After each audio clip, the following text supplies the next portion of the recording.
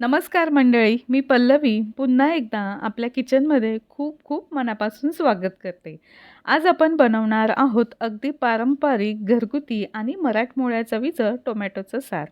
आणि हे सार छान दाटसर व्हावं यासाठी यामध्ये काही टिप्स सांगितलेल्या आहेत, त्यामुळे व्हिडिओ शेवटपर्यंत नक्की बघा.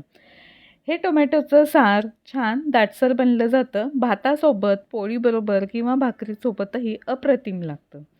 चला तर मग खूप वेळ न घालवता व्हिडिओला सुरुवात करूया. टोमॅटोचं सार बनवण्यासाठी 7 ते 8 टोमॅटो घेतलेले आहेत. आधी टोमॅटो स्वच्छ धुवून घ्यायचे आहे. टोमॅटो स्वच्छ धुवून घेतल्यानंतर वरची बाजू अशी काढून घ्यायची आहे आणि या टोमॅटोंना असे क्रॉस कट देऊन घ्यायचे आहेत.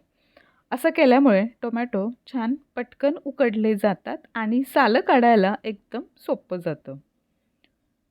तर हे बघा, अशा पद्धतीने सगळ्या टोमॅटोंना असे क्रॉस कट देऊन घेतलेले आहेत. आता आपण हे टोमॅटो उकळत्या पाण्यामध्ये घालून घेऊया.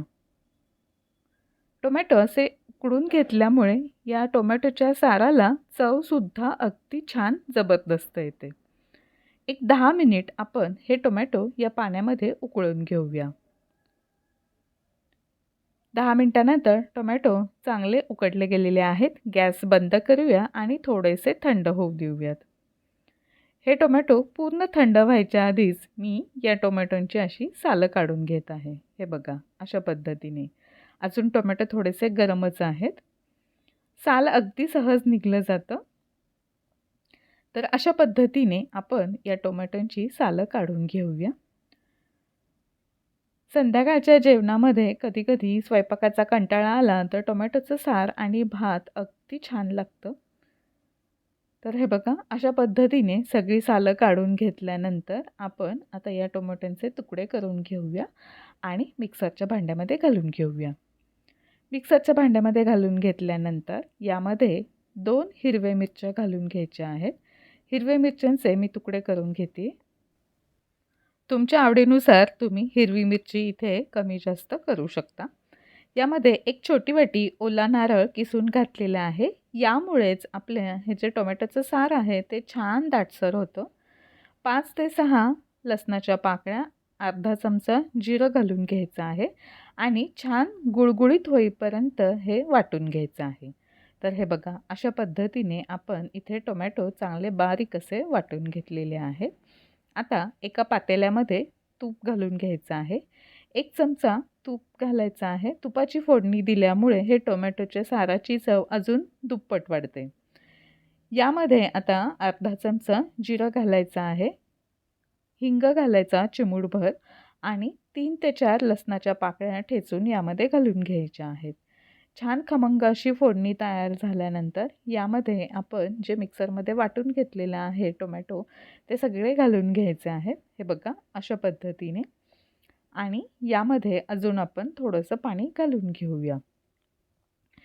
हे सार पातळच चांगलं लागतं. खूप जास्त अजून तुम्हाला दाटसर हवं असेल तर यामध्ये 1 चमचा कॉर्नफ्लॉवरसुद्धा पाण्यामध्ये मिसळून तुम्ही ते घालू शकता.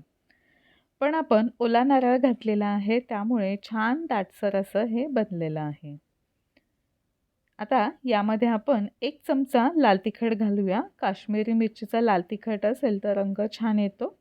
आणि जर अजून तुम्हाला तिखट हवं असेल तर रोजचं जे लाल तिखट आहे ते घालायचं आहे. चवीनुसार मीठ घालून घ्यायचं आहे. पुरेसे मीठ घालून घेतल्यानंतर यामध्ये मी थोडीशी साखर घालून घेते आहे. साखरेच्या ऐवजी तुम्ही गूळ जरी घातला तरीही चालेल. पण साखर घातल्यामुळे थोडीशी छान चटपटीत चव लागते. आंबट, गोड, तिखट चवीचं हे टोमॅटो सार लहान मुलांना खूप आवडतं. आता यामध्ये वरून आपण बारीक चिरलेली कोथिंबीर घालून घेऊया आणि 1 ते 2 उकळी येऊ द्यायची आहे. गॅस बंद करूया. अशा पद्धतीने आपलं हे छान दाटसर असं टोमॅटोचं सार तयार झालेलं आहे.